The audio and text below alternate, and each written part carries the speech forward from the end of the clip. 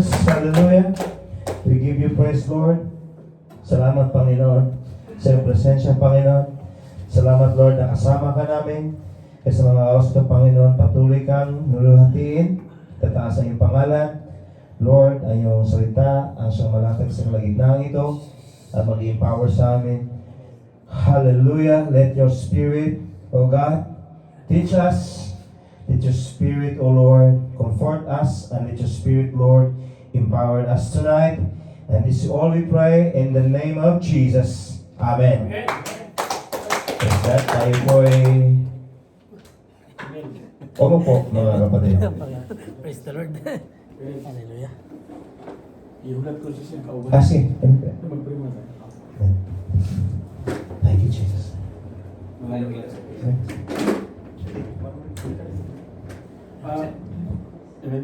Bago ka... Hallelujah. Hallelujah, Jesus. Hallelujah. Hallelujah. Hindi imposible at walang aksidente sa inyo, Panginoon, na ikaw ang nagdako sa buhay o sa panyapak ng aming kapatid. Hallelujah. Anong pangalan mo? Amen. Amen. Hallelujah. Abba, Father in heaven, in the name of Jesus, Lord, we come before your presence and we give thanks to you, O God. Hallelujah. Na ining hatak na ikaw, Ginoo, ang naghatag o himsog ng panglawas kay Rami, Lord. In Jesus' name, ikaw nagdala sa iya, Ginoo, kuyog sa imong mga anghel na nakaabot siya nining imong basan. Hallelujah, Lord. I pray in the name of Jesus. Hallelujah. Sama-sama kami manalangin, Panginoon, at magpapasalamat sa inyo, Panginoon, sa ipinagkatiwala ninyo sa Kanya, Panginoon, na mensahe. Hallelujah. Na bago man siya, Panginoon, lumabas sa iyong sanctuary, Lord, let your Holy Spirit upon Him. Hallelujah. In Jesus' name. And empower this prayer sa kanyang buhay, na hindi ito, Panginoon, ang maging hinder sa pagtawag mo sa Kanya tungo sa ikaluwalhati ng pangalan mo sa kanyang buhay, Panginoon. Maraming salamat sa gabing ito, Panginoon. Patuloy na basbasan mo ang kanyang buhay. Ihayag mo ang iyong kaluwalhatian sa kanyang buhay, Panginoon. Hallelujah. Ikaw ang magpaunawa ang iyong banal na Espiritu sa iyong pagkatawag sa kanya, Panginoon, at sa iyong mga pagpapala sa kanyang buhay at extended sa mga mahal sa buhay, Panginoon. Maraming salamat sa gabing ito, O Diyos. Patuloy na i-release namin ang kaluwalhatian mo sa kanyang buhay, lahat ng biyaya, lahat ng pagmamahal mo, Panginoon. Sa pangalan mo, Panginoon Isus, siliwan mo ang panalangin ito sa iyong banal na dugo. In Jesus' name I pray. Amen. Amen. Balik ka mamaya, ha? Samahan mo. Kay Romel. Nandiyan na yan sa ano?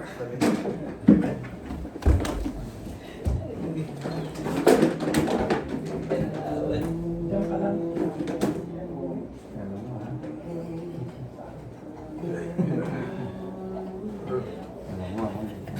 Hindi kita mabutan ha. Amen. Ang ganda ng diet mo. Dahil po mo po, mga kapatid. Amen. Pwede siguro itaas natin ito ngayon na. Ah, Pwede na itaas siguro. pwede. Lagyan natin sa third floor.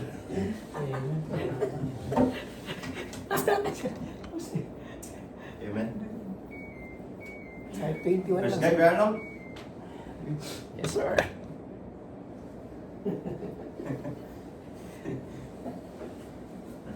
Welcome po sa bawat isa. Amen.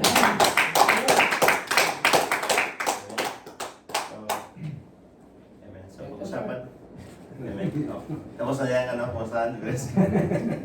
So, ito yung pag-usapan natin ngayon, mga kapatid. The future of the righteous. Ang kinabukasan sa mga taong matuwid. Itong sabi ni David, "For you, O Lord, will bless the righteous. With favor will surround him with him as with shield." So, amazing po yan, mga kapatid.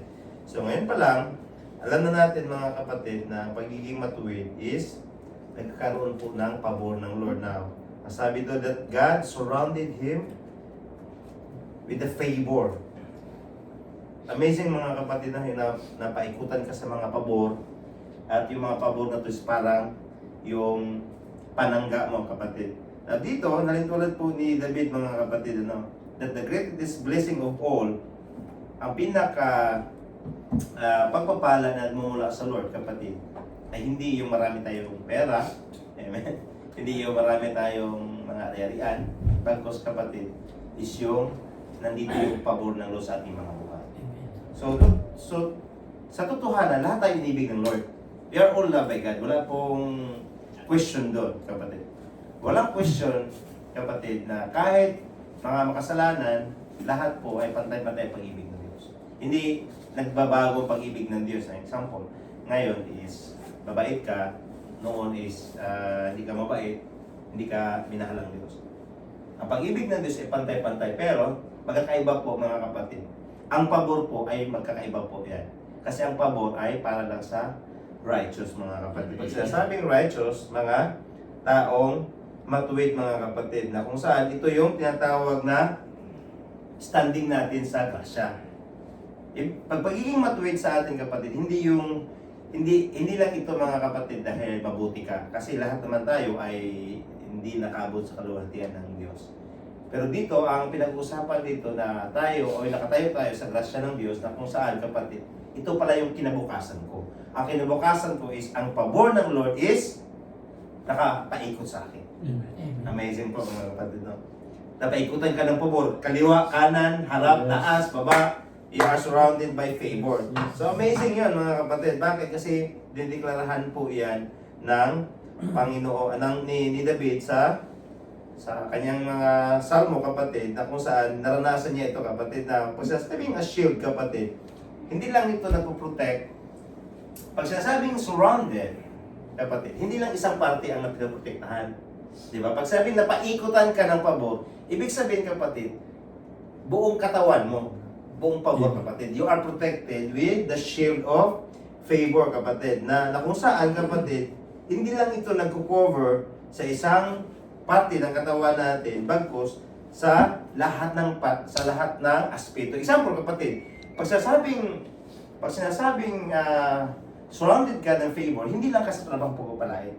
Pati sa mga anak mo, sa lahat ng aspeto, sa gagawin mo, sa mga plano mo, sa pagpapamilya mo, sa lahat ng gagawin mo, dahil yan po ang pangako ng Panginoon. Yan po ang pabor ng Lord. So, isang aspeto, kasi ang pag sinasabi kasi na isang yung cover kapag sa harapan lang, isang aspeto lang na dito, ibig sabihin sa lahat ng pamumuhay ng isang tao. Kaya sabi ni Lord kay Abraham na kung ano ang mga kapatid, kung ano yung gagawin niya, pagpapalain kung saan sila makaapak, pagpapalain yun.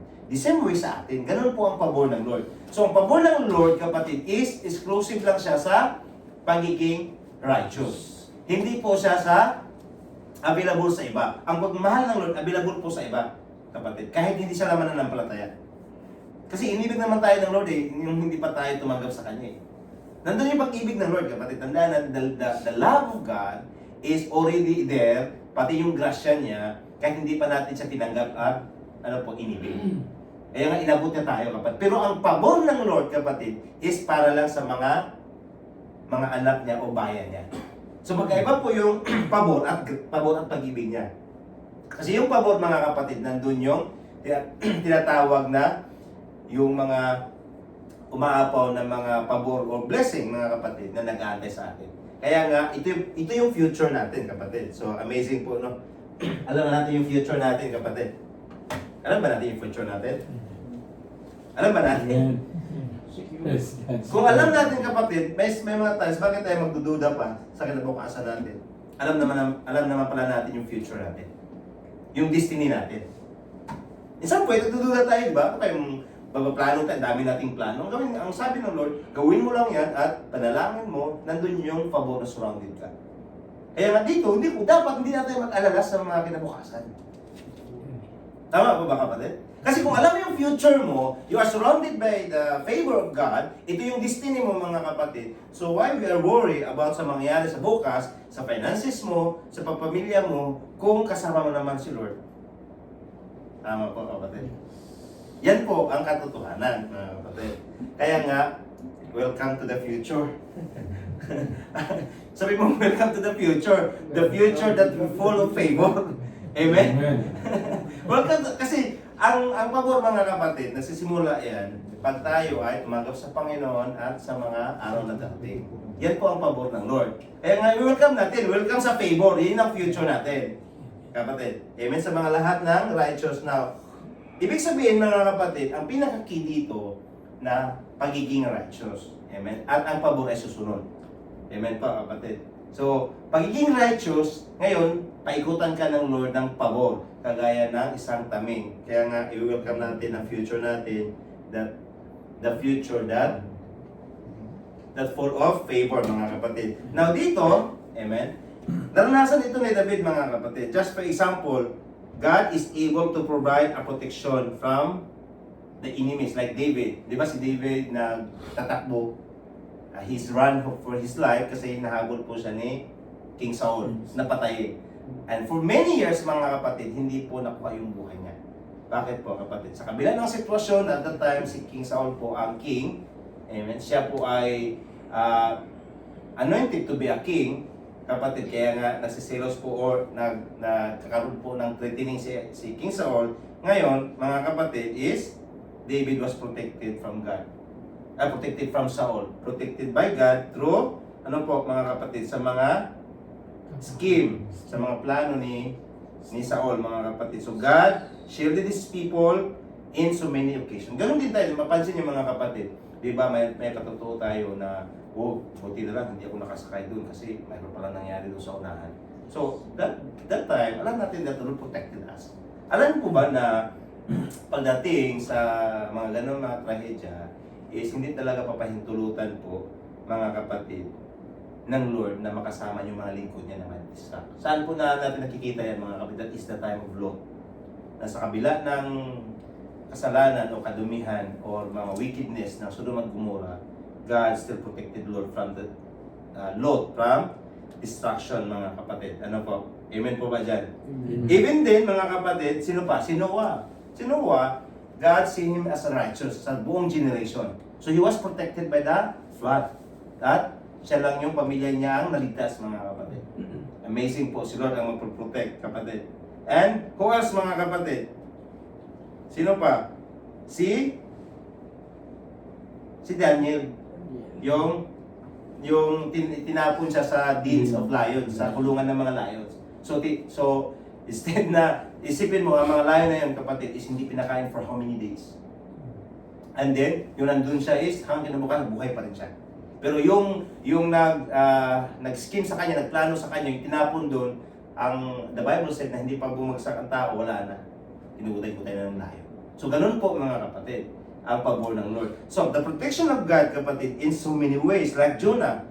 Jonah, kahit tigas ang ulo ni Jonah, but still God called him, he was protected from drowning. Amen po, kapatid. So by the Old Testament, mga kapatid, to New Testament, God is there for protection. Just for example, mga kapatid, like Apostle Peter, Apostle Paul, kung paano sila pinotektahan ng Lord, kapatid.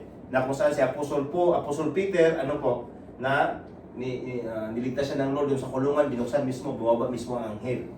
Si Apostle Paul naman, pinoprotektahan siya sa mga Jews, na kung saan, mga kapatid, na nagtangka sa kanya na patayin siya sa hindi pa kapanahunan. So, ibig sabihin, mga kapatid, meron po kapanahunan si Lord. But, pag hindi pa kapanahunan, kapatid, hindi talaga magkakaroon ng, plano ng kaaway. The same way din sa atin. The same way din sa atin, na nagkakaroon lang tayo ng future. Ano yung future natin? Full of favor, like the blessing, the protection, kapatid, and the love of God, na patuloy tayo, nandun yung pag-ibig ng Diyos sa ating mga buhay. Kaya amazing po, Kasi yun yung future natin. Kaya, bye-bye na yung mga past. Ano yung mga past natin? Yung mga doubts, yung mga maraming mga buts, yung mga second thoughts, mga second options, yung mga mga fear. So dapat bye-bye fear. Bye-bye fear, bye-bye na sa takot, sa distress. Sa lahat ng ganun, mga kapatid, yan po din ang sa pabor ng Lord, meron ding kakibat yung kaaway na inaano ang mga mananampalataya.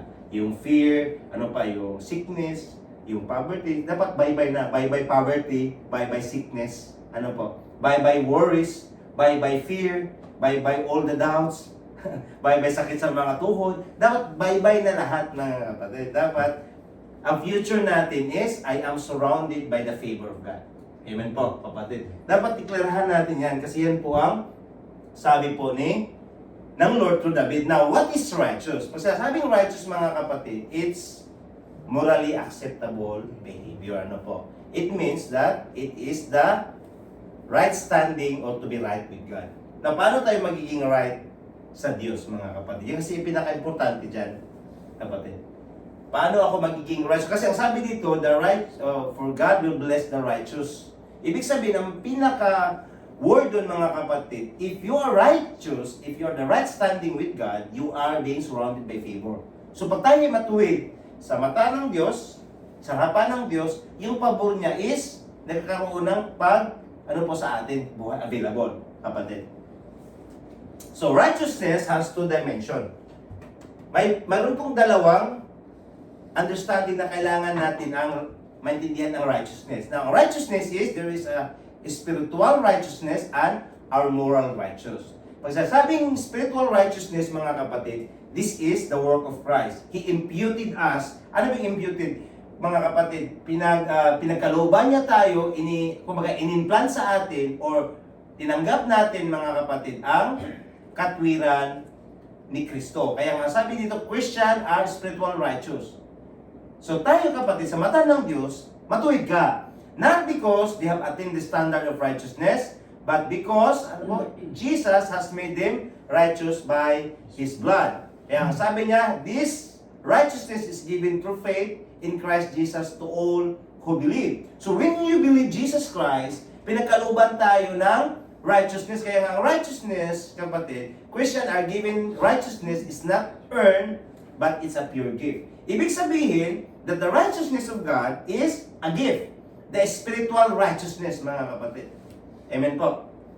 Now, since mga kapatid, na tayo ay pinagkalooban ng regalo ng righteousness, and that is happening in our spiritual, kumbaga kapatid, tininan ka ng Diyos ngayon, kapatid, amen? Tininan ka ng Diyos ngayon na righteous, dahil si Kristo na ngayon, tinanggap mo ngayon, mga kapatid, ang katwiran o ang righteousness ni Kristo, nagkakaroon niya ng exchange. Kaya nga, hindi na yung makasalanan nating gawa o buhay ang nakikita ngayon. Ang nakikita ngayon, dahil ang sabi, you are imputed with righteousness. Kaya ang righteousness is a gift, not to be earned. Kaya nga, you just to receive it.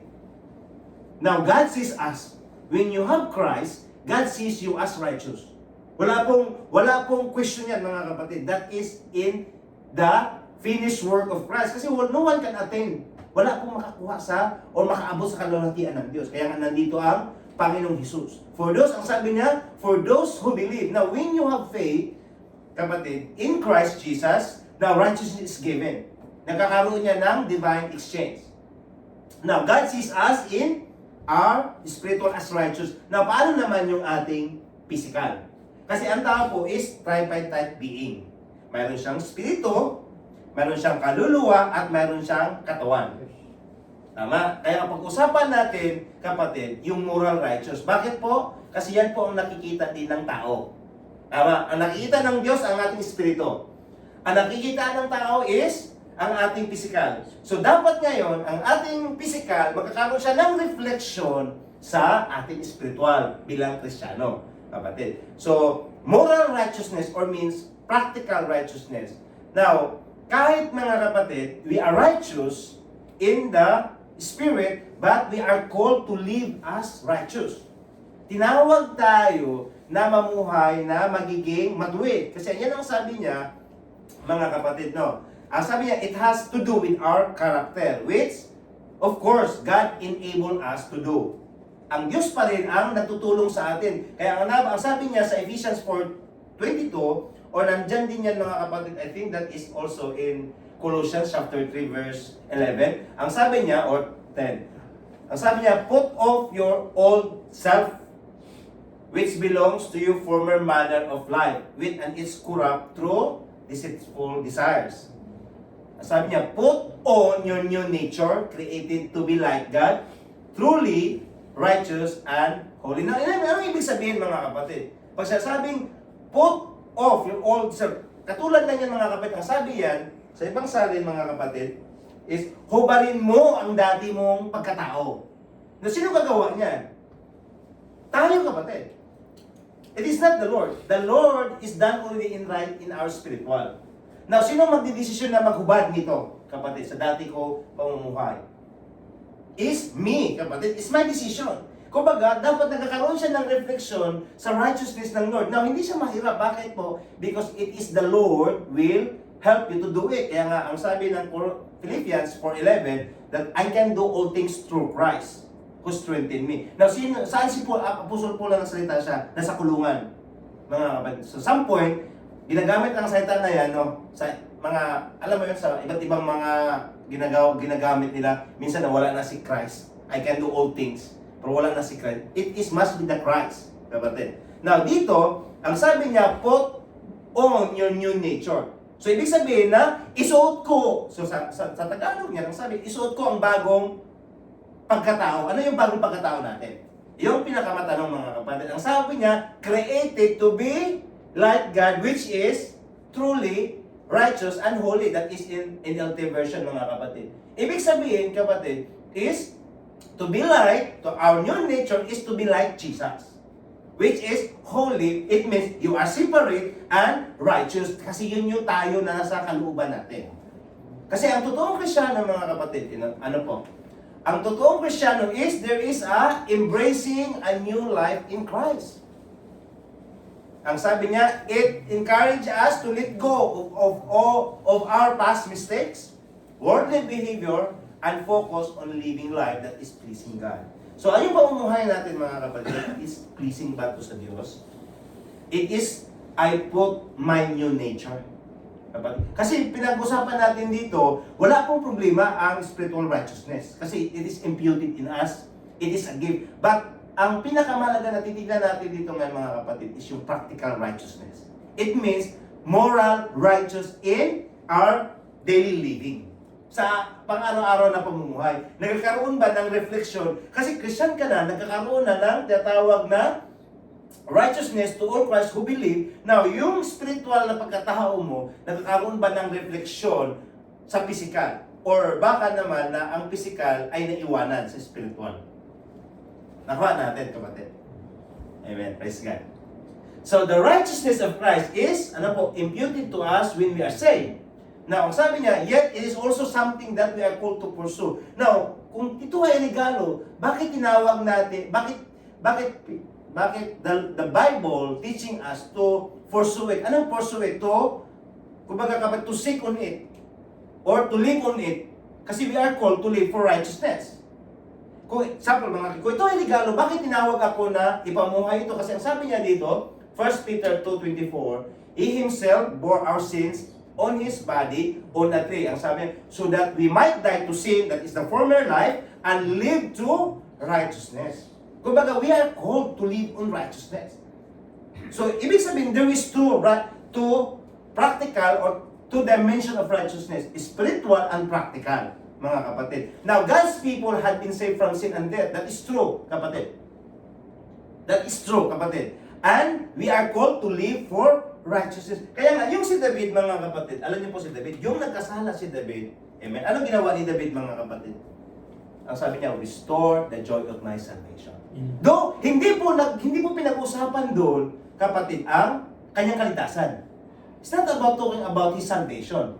But ang sabi niya, nandun yung salvation niya, pero yung kagalakan ay nawala. Bakit po? Dahil nagkakaroon siya ng kasalanan sa physical na nagagawa niya. Yung kanyang moral or practical righteousness. Kaya nga, it has something to the character sa isang believer. At sa isang mananampalataya kapatid kung paano siya mamumuhay. Kaya ang sabi dito, Jesus Christ bore in our sins on the tree. Ibig sabihin, nandun na yan mga kapatid. Ginawa na ng Panginoong Hesus para mamatay tayo sa kasalanan at mamuhay tayo sa katwiran. Now, bakit tayo called to be righteous and is it a gift? Bakit? Kasi mayroon siyang practical righteousness. We have to live. Ibig sabihin ngayon. Amen po, kapatid. Kasi pinag-usapan natin, di ba? Parang di tayo, Lord. Parang di natin balikan si Lord. Lord, alam ko, sabi siya, surrounded ako ng favor. Pero bakit hindi nangyayari sa akin? Now, teka muna, tingnan mo natin. Tingnan mo natin yung sinasabi ng salita ng Diyos para hindi tayo magkakaroon ng iba't ibang interpretation at iba't ibang understanding. Amen po? Amen? Kasi pinag-usapan natin yung righteousness. Now, sabi ko nga, spiritual righteousness, that is no question. Kasi ginawa ng Panginoong Hesus is a gift you have to earn. But the practical righteousness, that is our decision to, to hubarin natin, put off, and put the new. Tayo yung inutusan nun, mga kapatid. Kaya it's a daily decision yan. Amen po, kapatid. Parang hindi natin balikan si Lord. Lord, ang dami mong blessing, Lord. Dami mong pagpapala, Lord, bakit ito nangyari sa akin? Now, tingnan natin muna yung ating, tinatawag nating moral righteousness. Now, the title of our topic is Understanding the Righteous Living. Now, itong topic na ito, mga kapatid, ito is based to sa aking experience, no? Lalo na yung nag-asawa ko na naunawaan, parang di tinuturo si Lord some point, mga kapatid, lalo na kailangan mong hindi ka lang na ikaw lang intindihin, pero ikaw din ay kailangan kumintindi. Amen, kapatid. So ito yung base, mga kapatid, no? Base ito sa experience ko sa pamumuhay ko. So, why we need to understand the righteous living? Bakit ko kailangan intindihin? See, mga kapatid, ang sabi dito, God never alters the robe of righteousness to fit the man. He changes the man to fit the robe. So meron tayong robe of righteousness. Kumbaga, tayo mga kapatid, pag bibili ako ngayon, pag may magbibigay ng regalo sa akin, o binigyan ako ng company uniform, hindi ko kasya, malaki. So kailangan ko siyang, i-alter para kasya sa akin. Tama po? Ma-fit sa akin. Si Lord, mga kapatid, hindi niya ina-alter ina-adjust yung righteousness niya. Amen po. Ang kailangan po, mga kapatid, that the man will change to fit the robe of righteousness. So tayo mismo ngayon ang magkakaroon ng reflection sa righteousness ng Lord Jesus. Hindi po ang righteousness ng Lord na mag-a-adjust sa ating physical needs, physical na desire. Kasi makamundo ito, mga kapatid. Maka-flesh. Unawaan natin, kapatid. Kaya nga sabi dito, kapatid, but those who wish to boast should boast on this alone. Kung sino yung gusto mabamalaki, ito ang pamamalaki natin. Amen? Ano sabi niya? That they surely know me and understand. Naintindihan ba talaga natin at nakilala ba natin kung sino si Lord? Ang sabi niya, that I am the Lord who demonstrate the unfailing love and who brings justice and righteousness to the earth. Ang sabi niya, and that I delight in these things. Ito yung mga nagugustuhan ko. Ang sabi niya, ang pagiging righteous, mga kapatid, is nagkakaroon ng tamang justice, tamang paglakad, at mga kapatid, tamang katwiran na pinadala ng Lord. Na ang pinadala ng Lord dito is ang ating Panginoong Hesus, na kung saan ang ating spiritual ay righteous, na ang ating pampisikal, mga kapatid, is must be reflect kung paano po namuhay si Lord. Now, sabi niya, ito dapat ay pagmamalaki natin. Nakilala natin siya to understand and know Him. Mga kapatid. Na kung saan, mga kapatid, binibigyan tayo ng isang understanding na pagdating sa Panginoon, kapatid, is ang nais ng Lord na ang pagiging matuwid na maibuhay natin.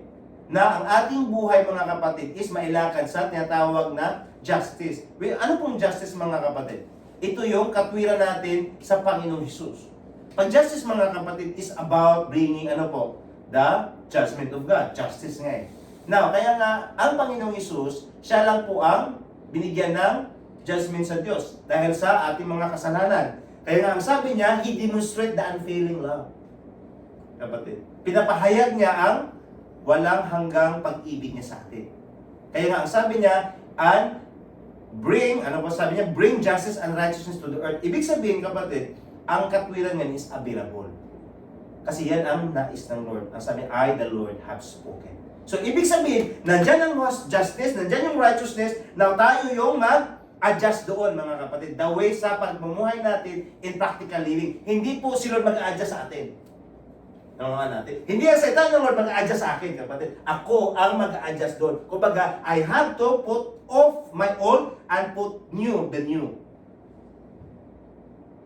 Para pagdating sa panahon, kapatid, pag mayroong mga sitwasyon, hindi natin balikan si Lord. Lord, dami mong pangako, Lord. Bakit hindi pa nangyari sa akin? Now, let's check, kapatid, no? Kasi maganda po ang pamumuhay nito, mga kapatid. We have to understand this. Now, sabi ko nga, it is ano po, mga kapatid, based on my experience, kasi ako din, mga kapatid, me also discipline myself. Amen po. Wala po yang, wala po yang tatawag, nag-angaral ako, hindi ko rin pa kasi mahirap po na we are not living what we preach. Dapat we have to, for me, I have to walk what I talk. Nilalakaran ko ang sinasalita ko, kapatid. So be seen, so reminders mga kapatid, dapat makita tayo na namumuhay na may katwiran. Hindi yung namumuhay lang tayo ng katwiran para makita at marinig. Yan ang kalamitan nangyari. Many people are living, many people live in righteousness to be seen and heard, not to be seen in living righteousness. Nanuwa natin, kapatid. Merong iba na namumuhay lang ng katwiran dahil para makikita at marinig. Patuwid si Kuya. So, hindi po ganun ang ating pamumuhay. Ang pamumuhay natin is we have to live in righteousness to be seen, to be alive. Hindi lang yung tinatawag na scripted. Scripted righteousness. Kasi the Lord knows that, kapatid. Now, first things, mga kapatid, yung pag-usapan kaya, sabi ko nga doon sa lalo na, mga kapatid, pag may asawa, is kailangan mo talaga na hindi ikaw yung hari, kailangan mo talaga itong manawaan, kapatid. Kasi ito yung pag-uusapan natin ngayon. Amen? So first, kapatid, the righteous life shows itself in our, una mga kapatid is, of course, our language. How do we use our language? Now, may mga point is, minsan na-review ako ni Ate Jessa sa mga ganung mga bagay. Nagsalita ako, isa pabiro lang, pero nasasaktan na pala siya. Kaya nga, sabi na Ephesians chapter 4, don't use foul and abusive language. Let everything you say be good and helpful, so that your words will be encouragement to those who hear them. So, ibig sabihin mga kapatid, it shows, ang ating practical righteousness, nagsisimula yan sa ating mga salita. How do we use our words? Are we using abusive? Na-abuse ba siya? Napa-foul ba? Or it will be encouragement. Kasi yan sabi ni Ephesians chapter 4. It must be an encouragement. Bakit po? Kasi ito yung nagbibigay kapighatian sa banal na Espiritu, mga kapatid. Ang the Holy Spirit is a seal of our righteousness. Now, namigati siya. If we are using that abusive and foul language, kapatid, is bringing sorrow to God's Holy Spirit the way we live. Ibig sabihin dito sa pamumuhay, practical, sa mundo, mga kapatid. Because the Holy Spirit has identified you, has His own. Ibig sabihin, hindi po pwede, kapatid. Bakit? Because the Holy Spirit is righteous. And then you live not a righteous the way tayo sa ating mga language. Guarantee, and the Holy Spirit is guaranteeing that you will be saved the day of redemption. So meron po namimigati, hindi lang yung nakakarinig, but the Holy Spirit Himself. Amen? Kaya nga dito, ang ating makikita, kapatid, is the righteous life must show itself from our language that we use. What's language that I use? Kapatid, no? Isa yan sa ating pinag-uusapan na kahit hindi mananampalataya ang kausap natin, mga kapatid. Ano ba yung mga lingwahe na ginagamit ko? So, kailangan natin na magkakaroon tayo ng reflection. Pag sinasabing foul or abusive language, it's talk about, kapatid, corrupt word. When I say corrupt word, nag-PPI ba ako? Or nagsasalita ba ako na nakakasakit? Kasi ang sabi doon, it must be an encouragement. It must be give the grace, kapatid. It must be give grace. So, ibig sabihin, mga kapatid, it is a biblical command. Di ba righteous ang pinag-uusapan natin? It's a biblical command. Example, the way that they use that language that I use, is it the same language of Jesus?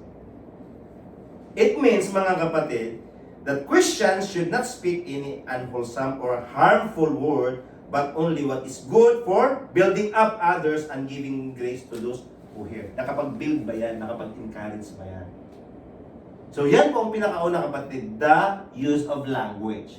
Kasi meron pong business language, kasi nag-aaral ako ng business, meron kami mga business language. Pag medical field, meron silang medical language. So sa Christian din, mga kapatid, meron din Christian language. Kasi meron mga worldly language eh. Di ba, mga kapatid? So dapat meron din Christian language. Now, what language that I have to use, mga kapatid? Pinaka-importante yan. Amen po, kapatid. So, it means na before I talk, kapatid, did I filter the word before I speak? Filter the word before we speak.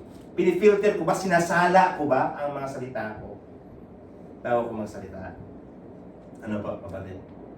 Kasi ako din minsan kapatid, kaya sabi nga ni Ate Jessa, nag-usap kami, na napag-agrihan namin, kung hindi na maganda, huwag nang sabihin.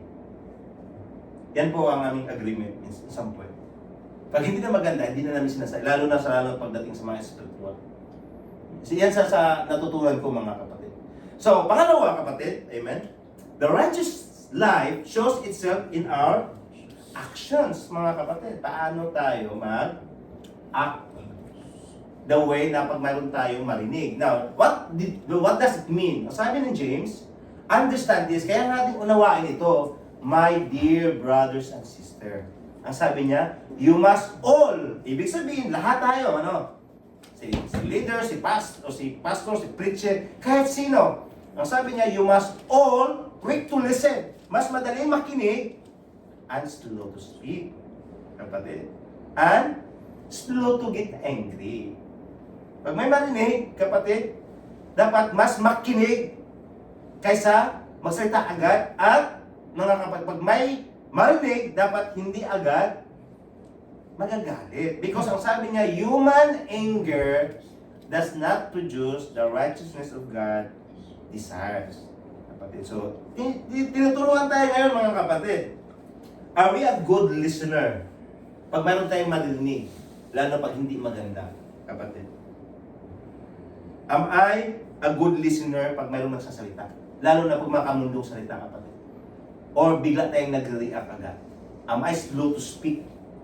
Or bigla tayong nagagalit agad. What is my action? Kasi the righteous life shows itself in our action. Kasi that is the fruit of the Holy Spirit. Yung long-suffering na tinatawag, mga kapatid, at patient. Makikita yan doon sa ating pag-react, mga kapatid, in our actions. Kasi ang sabi niya, pag tayo nagagalit, kapatid, so hindi po sinasabing bawal magalit, kapatid.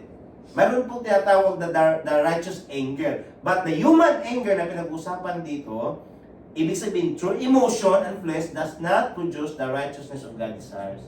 See, kapatid? Ang kinakausap dito is, mga mananampalataya, Kasi ang sabi niya, brothers and sisters.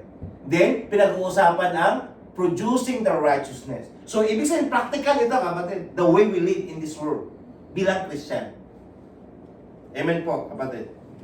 So, it reminds us also, mga kapatid, to be patient and not get angry easily. Dapat hindi nagagalit agad.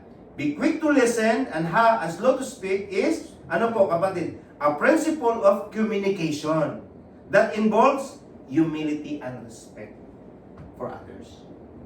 It involves, kapatid, a principle of communication ito. And it helps us also, mga kapatid, to understand the perspective of other person to avoid misunderstanding and control our anger. Example, pag mag-usap kayo, mag-asawa, kapatid, dapat, ibig sabihin, quick to listen, pakinggan mo muna siya. Dapat, mayroong mga bagay na hindi maganda. Now, you have to, huwag kang magalit agad, at you have to slow to speak, mga kapatid. It's a principle of communication that involves humility and respect, mga kapatid. Pinag-usapan natin dito, mga kapatid, that to be patient and not get angry easily. Be a good listener and think before you speak. So now, hindi ka lang ngayon, pinifilter ang word mo, but, iniisip mo bago ito sasabihin. Kasi slow to speak, mga kapatid. Amen po. Ibig sabihin, kapatid, now, na-filter mo na yung word. Now, did you hold the word before you talk? Ibig sabihin, nakakabuti ba ito pag sabihin ko to? Am I holding the word? Kumbaga, pinipigilan ko ba ang salita ko bago? Pinipigilan ko ba ang salita ko na sa salita bago ako magsalita? Did I hold the word before I talk? Kaya nga, ito sa practical, nausapan natin yung practical na righteousness natin, kapatid. Kasi it shows what is the man's heart, kapatid. Ang sabi niyo na magiging bunga sa ating mga labi, kapatid. That is in Matthew chapter, pangaral ng Panginoon Jesus yan, mga kapatid. 11, Matthew chapter 11, mga kapatid. Now let's proceed. Patay na ito, mga kapatid. Pangatlo, amen. The righteousness also The righteous life shows itself in our choices of word. Now, paano ba tayo namili ng word, mga kapatid? Kasi ang sabi dito sa Proverbs 15:4, when you speak healing words, you offer the other's fruit from the tree of life. Bakit po? Kasabi niya, unhealthy o negative words do nothing but crush their hopes. So, ibig sabihin mga kapatid, if you speak healing words, you're offering also healing. You're offering encouragement. You're offering the hope. You're giving them a hope. So, it means that you are showing itself the choices of the word. Ano ba mga pinipili ko ng mga sinasabi? Kapatid, that it crush ang pag-asa niya. Sabi, wala na yung pag-asa yung mga desire mo. Puro na negatibo ang lumalabas. Ang sabi, unhealthy. Negative. Kumbaga kapatid, nasa atin yan ngayon mga kapatid. Ano? Nasa atin ito that I speak mga kapatid using kind and gentle words when communicating with others. So isa yung tinatawag nating practical righteousness kapatid, the way that ano po we live. Kaya nga dito is just the words.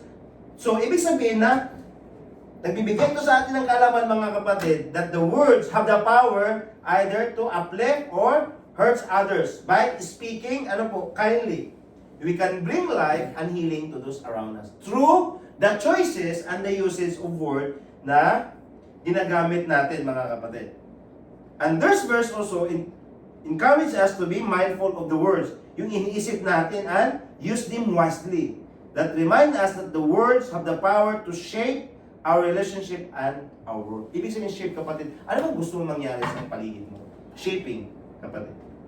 It means that this is the communication kapatid that it gives us through the wisdom of Solomon that it shows itself the choices of your word.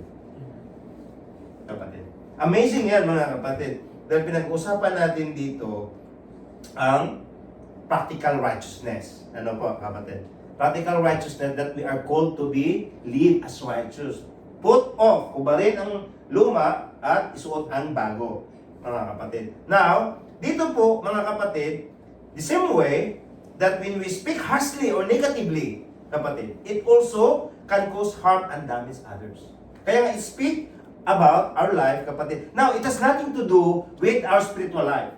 Amen po, kapatid. The salvation, it's give us the idea, kapatid, that on how we can reflect our physical life, our daily life to our spiritual reality, spiritual nature. Amen? Hindi ito pinag-uusapan ng about the salvation or having the righteousness in the spirit. Kasi in spiritual, righteous ka na. Righteous na tayo. Pinag-usapan natin dito mga kapatid is yung practical righteousness that it has to do with our character and attitude. Amen po, kapatid. Sa character and attitude ng isang tao o mananampalataya, kapatid. Kasi ang pinag-usapan doon sa Psalm is, for God, ano po, will bless the righteous. Now, that is a general righteousness, kapatid. Amen? And that righteous is, ang sabi, you are surrounded by the favor. Kaya nga, ang righteousness natin dapat full complete. From spiritual, now, dapat it reflected in physical. Amen, mga kapatid. So, ibig sabihin mga kapatid, if I am to have to choose the word of God at the word that I will use, ibig sabihin, I have to be mindful. Ibig sabihin mindful, dapat iniisip ko muna. Be mindful of the word we choose. Because it reflect who you are and it affect the relationship. Mga kapatid, ibig sa mga mag-asawa, ibig sa mga magpapamilya, mga kapatid. Amen? So, yan po mga kapatid, is natutunan ko yan na yung, lalo sa nag-asawa, pasama ko siyang naintindihan ngayon that I have to be mindful of my word. I have to be filtering the word and I have to hold the word. Kasi may mga points mga kapatid, lalo na yung bago pang mag-asawa, nandun pa yung tinatawag na getting to know each other at the same time you're building the family. Yes. Kapatid. So yan po mga kapatid, ano?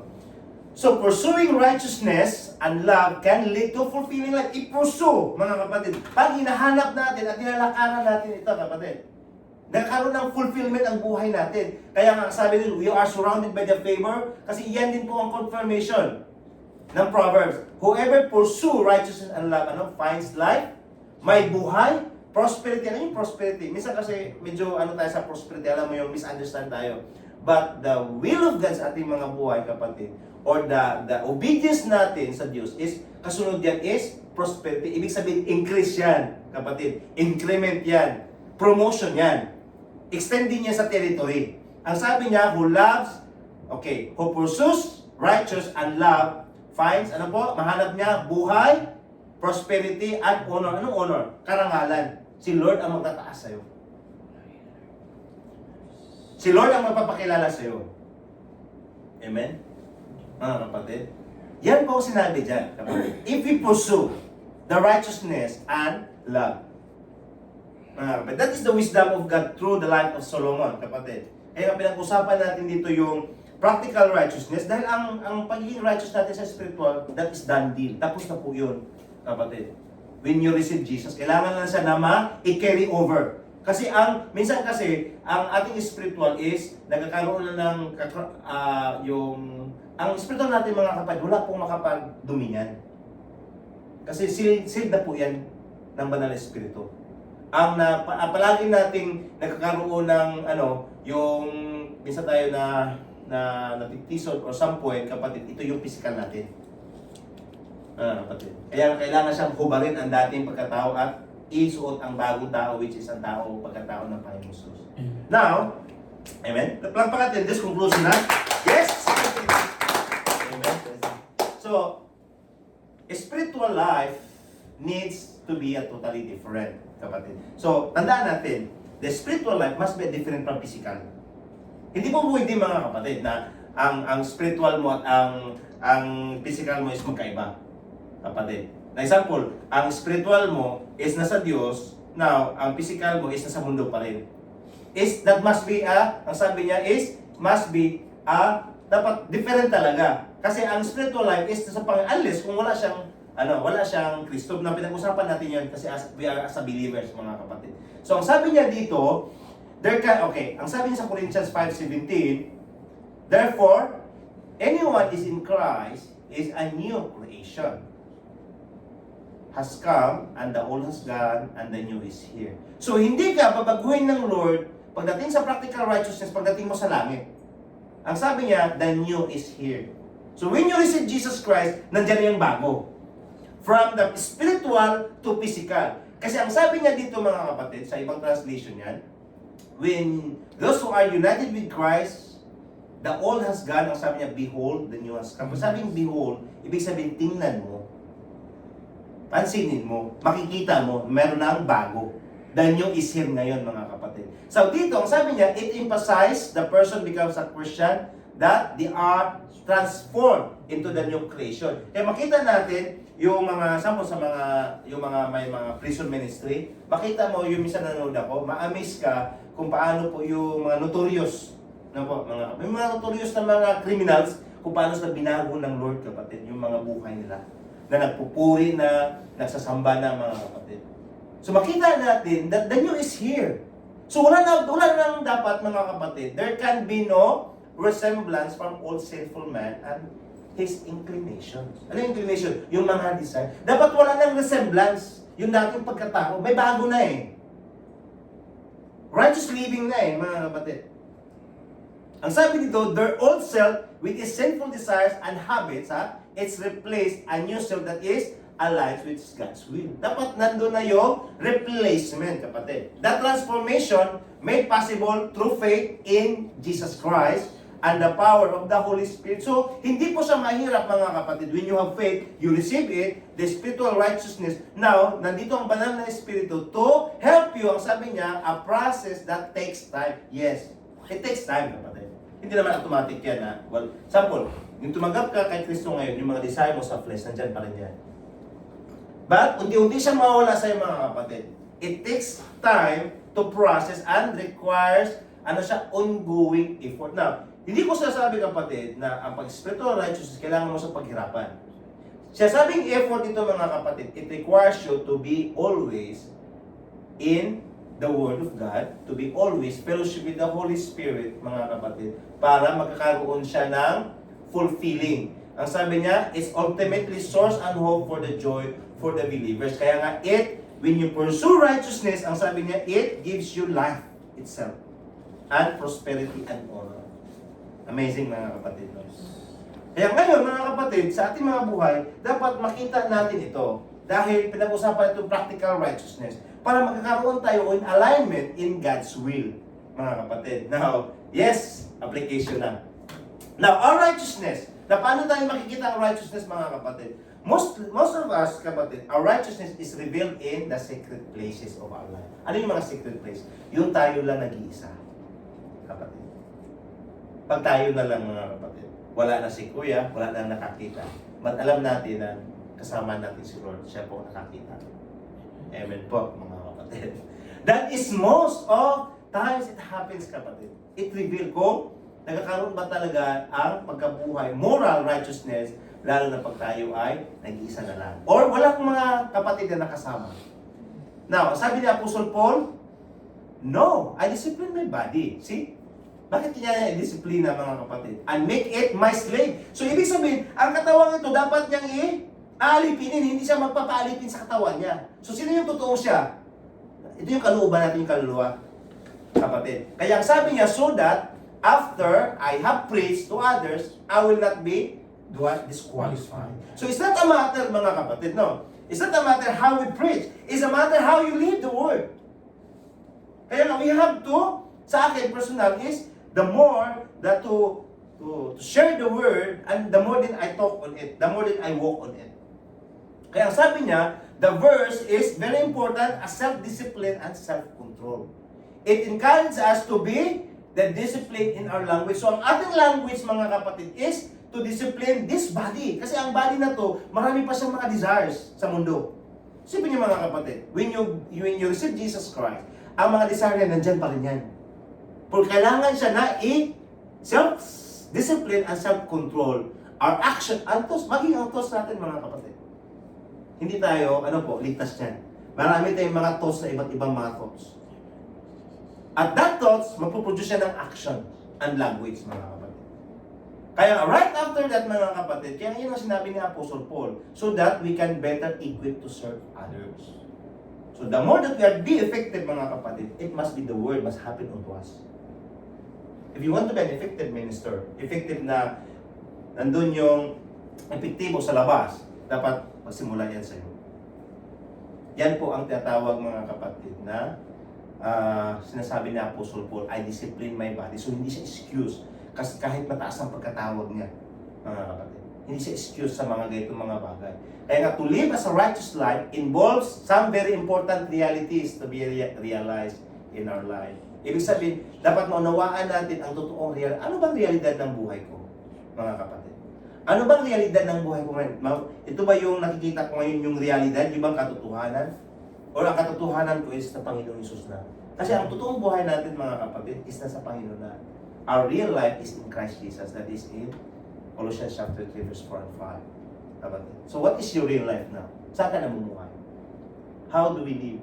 Kapatid. That is a personal question, no? Kasi ang sabi niya, first of which is that it requires a change. Kapatid, it requires a change. Lalo na sa ating mga personal na spaces.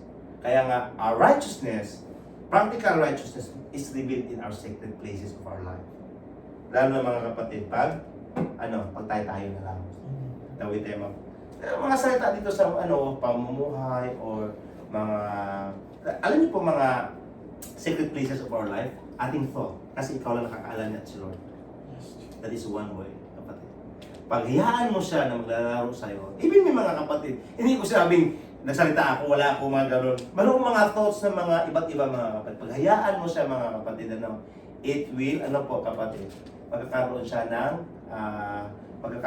siya ng influence. Paghayaan mo siya sa pamumuhay mo, panalita mo, at mga action mo. Kaya ito si Apostle Paul, sabi niya, no, I discipline my body and make it in my slave. So, hindi siya nagpapaslave sa piyeta ng laman niya, sa nais ng laman niya, kapatid. Bagos, yung katawan niya, pina-slave niya mga kapatid, yung totoong siya. Ano po yung totoong siya? In spiritual righteousness. Kaya para magkaroon mga kapatid, ang righteousness sa physical niya, it must to become slave. Ibig sabihin, huwag kang magpa-under sa gusto ng laman mo dito. Amen po, mga kapatid. Dapat, ano po, must be, we are to govern sa spiritual na pamumuhay kasi yun yung totoong tayo. Ang sabi niya, that those who are in Christ is a new creation. What creature are you? Anong klase kang nilala ngayon? Yan isa sa pinakatanong, mga kapatid. Are you still inhuman? Okay, next, nasa tao pa ako at tinago ko na si Kristo.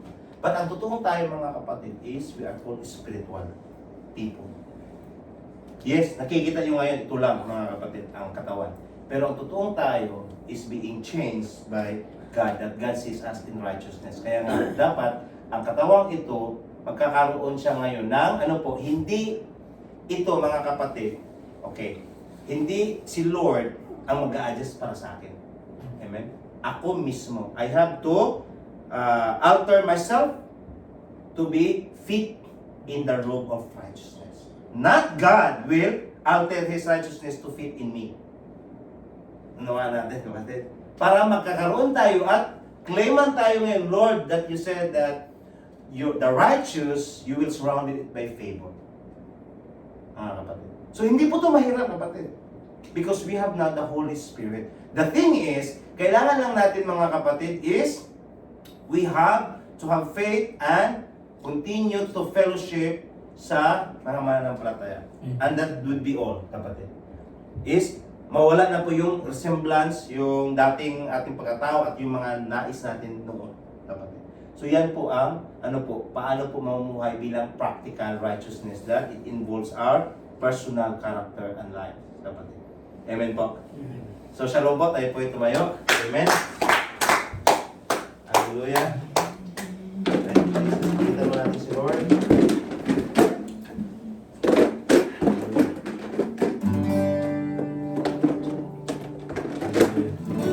All my life.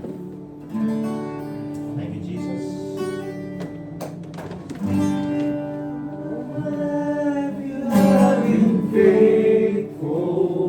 Yes, Lord.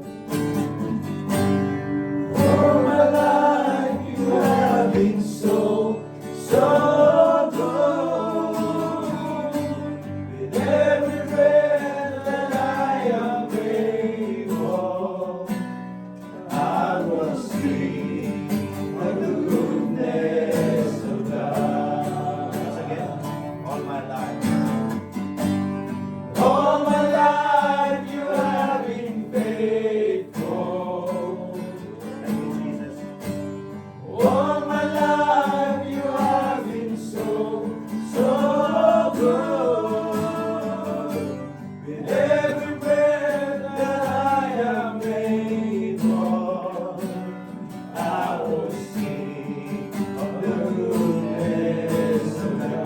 Last time, all my life.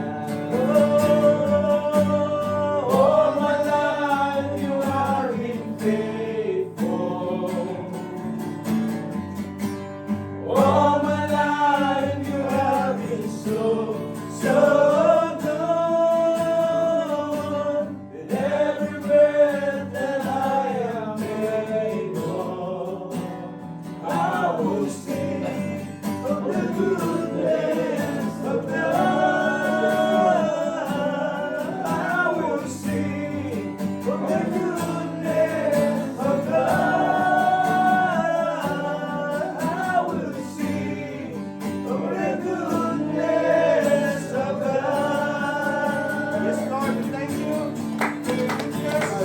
We thank you, Lord, that you are faithful. We thank you, Lord, that ginawa mo kami matuwid, Panginoon. We are righteous in your eyes right now.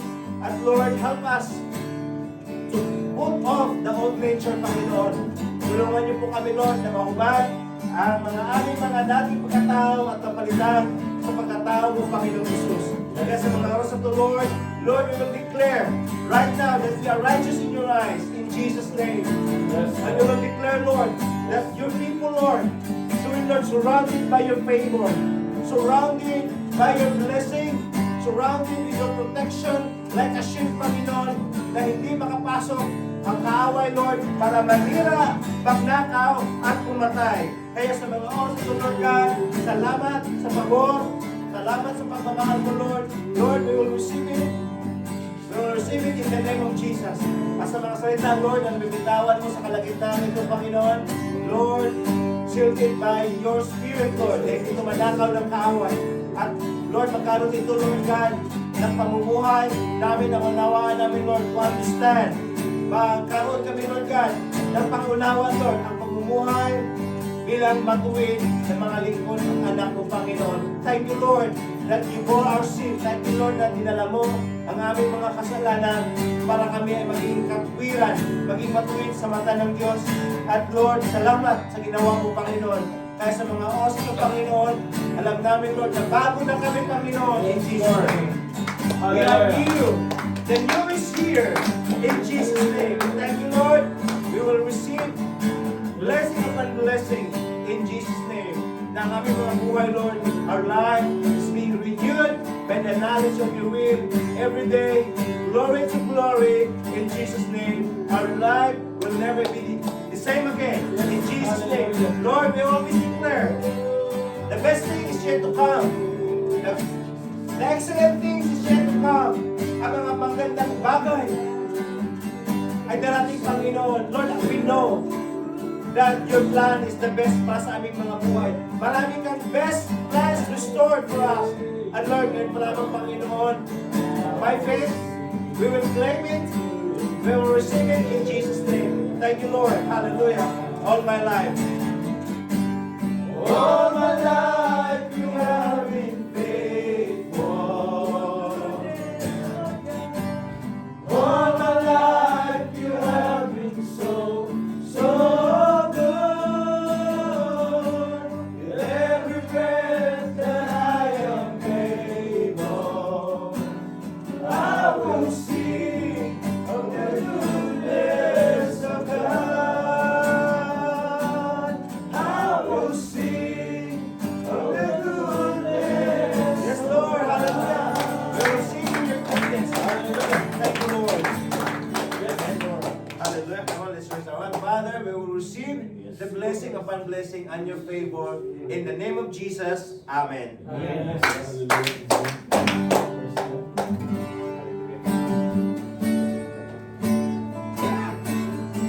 Hallelujah. Tayo po ay manalangin. Hallelujah. Yes, Jesus. Hallelujah. Bago natin sinuhan sa pagtatapos, let's pray na ang Diyos ay patuloy na magbigay sa atin ng mga biyaya mula sa Kanyang kayamanan. Amen. Hallelujah. Hallelujah, Lord. Hallelujah, Jesus. For the great God we have mercy unto us today and the rest of our lives, Lord. May you give us the life according to your will and purpose. Today we heard your word. We heard the favor. We heard the righteousness that comes from you, Lord. And Lord, thank you that we are surrounded by you, surrounded by your love, surrounded by favor, oh God. And Lord, I pray that our life, Lord Jesus, 2024, Lord, will be surrounded by all windows of opportunities, all favor that comes from you in Jesus' name. I declare by faith, na-receive namin, Panginoon, sa gabing ito mula sa mga mayayaman mong mensahe na ang aming mga buhay ay pinagpala mo, Panginoon. Ang Lord, siniliyuhan mo ito, Panginoon, na hindi ito maagaw ng mga devourer in Jesus' name. And Lord, I pray sa buhay ng aming Kuya na siyang naging daluyan ng mensahe mo, Panginoon. Maraming salamat sa kanyang buhay that you surround him by your favor, by your love, by your purpose. Kasama ang kanyang may bahay, Panginoon, at ang pamilya. Maraming salamat, O Diyos, sa bawat buhay ng mga anak mo, Panginoon, na narito sa kalagitnaan waiving their sacrifices, literally, physically, Lord. That in you, O God, nothing is impossible. Hallelujah. Our work, our labor will not be in vain in Jesus' name. And Lord, patuloy mong empower ang bawat pananampalataya namin sa bawat buhay ng iyong mga anak na narito sa ubasan mo, Panginoon, na hindi mapapagod, bagkus, you will renew His strength. Hallelujah. You will renew His spirit. Hallelujah. Sa bawat isa, nasa kabila ng pisikal na kapaguran, Panginoon. Hallelujah. You have ended, renew ang bawat strength ng mga anak mo, Panginoon. That they may fly like an eagle in Jesus' name. Hallelujah. Na ang bawat pananampalataya ay mas lalong lalago, Panginoon, na tanging kayo ang magiging angkla nito sa bawat buhay namin. Lord, I pray in the name of Jesus that you will empower your words, you will empower our prayers today, that our lives, Lord Jesus, will be consist and will be full of testimony that tudog ang Diyos na aming pinaglilingkuran at hindi mo, Panginoon, hahayaan, hallelujah, na ang araw na to at sa darating pa mga araw sa aming mga buhay ay hindi kami makapagpatutuo sa kapangyarihan mo, sa kabutihan mo, sa mga milagro mo, sa bawat buhay ng bawat isa. Salamat sa gabi nito, Panginoon, na paglista namin sa sanctuary mo ito, Panginoon. Ikaw ang ipagtuturo namin, ikaw ang aming dala na kayamanan sa buhay na to. Maraming salamat, O Diyos. And Lord, I pray healing sa buhay ni Kuya Danny, Panginoon. Lord, I pray restoration sa health, Lord. And there is no sickness, Lord, will stop on him to worship you and honor you, O God. Despite sa kanyang naranasan, despite sa sitwasyon, Panginoon, Lord, I pray na hinanda mo ang kanyang physical, Panginoon, ang kanyang strength as well as, Lord, ang mentality, O God, that his life, Lord Jesus, will be belongs to you and it will be rendered by you, O God, in Jesus' name. Salamat, Panginoon, sa kanyang buhay at sa kagalingan, lalo na, Panginoon, sa pang-araw-araw. Lord, maraming salamat sa extended favor, sa provision na aming pagsasaluhan, na kung saan, Panginoon, Lord, kung kumakain kami ng spiritual, O God, Lord, we pray na ang aming pagsasaluhan ay binless mo at extend mo ito doon sa mga pamilyang mga nangangailangan. Lalo na, O Diyos, doon sa aming mga mahal sa buhay sa bansang Pilipinas na hindi mo pinagkukulang. Salamat, Lord, that we are surrounded by meaning, surrounded by favor. Hallelujah. Na kung saan nagmumula sa inyo. Maraming salamat, O Diyos. Hallelujah. Nasa bawat mga anak mo na narito mula sa ginamit sa pagbubukas ng panalangin hanggang sa pagtatapos. Maraming salamat, Panginoon, sa buhay ng iyong mga anak. Lalong-lalo na, Panginoon, sa aming mga sitwasyon na pinalaya mo ang iglesia mong ito sa lahat ng aspeto, Panginoon. And Lord, restore the joy of your salvation sa iyong iglesia, Panginoon. Salamat sa gabing ito. Salamat sa mga biyaya mo. Purihin ka na kila ka sa lahat. This I pray in the name of the Father, in the name of the Son, and the Holy Spirit. Church, always remember this. The Lord is with you. The Lord is able and He will do miracles sa bawat buhay natin in Jesus' mighty name. With the fellowship of the Holy Spirit in Jesus' name. Amen. Amen. Praise the Lord. Let's raise our hands. The Lord Jesus, having no sin, mga kapatid, that He become sin so that in Him we are righteousness of God. Matuwid tayo sa mata ng Diyos, kapatid. That is our standing in grace in Jesus. Kaya lumakad tayo with held high, taas ang ating mga pamumuhay, kapatid, na kung saan dala natin ang katwiran ng Panginoong Hesus. Amen. Hallelujah. Yes, sir. It's you.